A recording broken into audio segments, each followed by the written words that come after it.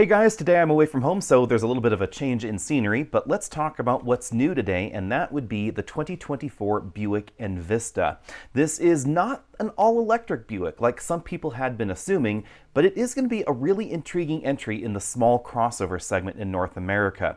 This appears to be related to the Chevy Trax, although we haven't been given specific information on that from Buick just yet. We do know, however, that the Envista is replacing the Encore, not the Encore GX, that continues, it's actually new for this year, but the smaller Encore that really started the small crossover segment in the US back in 2012 is being replaced by this new, much more sleek design. And this is the first Buick to follow the new complete design philosophy from Buick that first debuted on the Wildcat EV concept last year. Now, the first and most important thing to know about the Buick Envista is that it's going to be relatively inexpensive, starting at $23,495. But it's designed to be a little bit more premium in style and a little bit more premium in content than the average small crossover. So think Hyundai Kona, Chevy Trax, etc. Now, as you'd expect in a relatively inexpensive vehicle, we don't have a great deal of power going on under the hood. It's going to use a 1.2-liter turbocharged 3-cylinder engine producing 136 horsepower, 162 pound-feet of torque.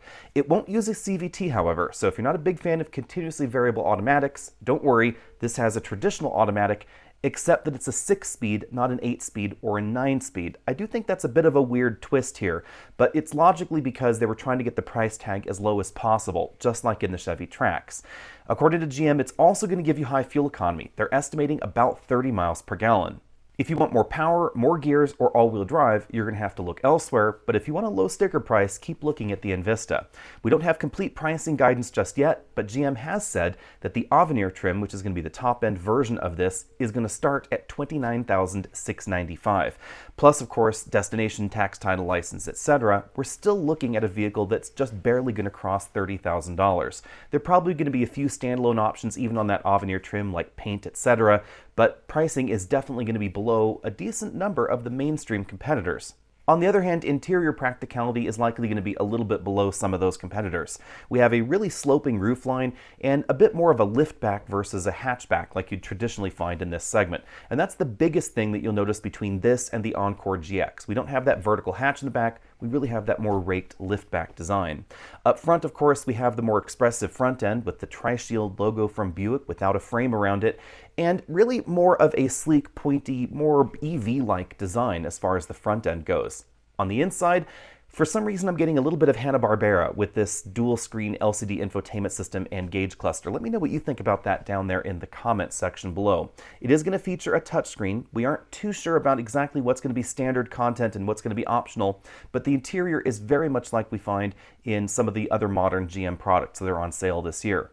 You'll notice that this two-screen setup has a lot of blank space on the side, so I'm really interested to see what this looks like in person. But it does look like we get more premium materials on the dashboard and on the doors than you find on average in this segment. You'll really notice that with the texturing of the upper section of the dashboard. I really like the way that looks. Now, unfortunately, at this point in time, we don't have complete specifications, so we don't know exactly how big the back seat is going to be, but Buick says that this is designed for small families, so expect the back seat to be tighter than some of those larger options. Let me know what you think about the Buick Envista, and are you interested in an inexpensive premium option? I continue to be interested in Buick's direction, because they say they want to take the brand in a premium direction, but then the price tag is very similar to what we see in the Chevy Corollary.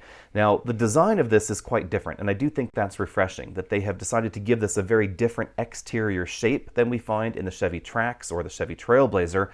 And on the inside, we also have a very different design as well, but the price tag is right there on top of the Chevy offerings. Significantly less, of course, than the German alternatives, and even less than a lot of the mainstream alternatives from Hyundai, from Kia, etc.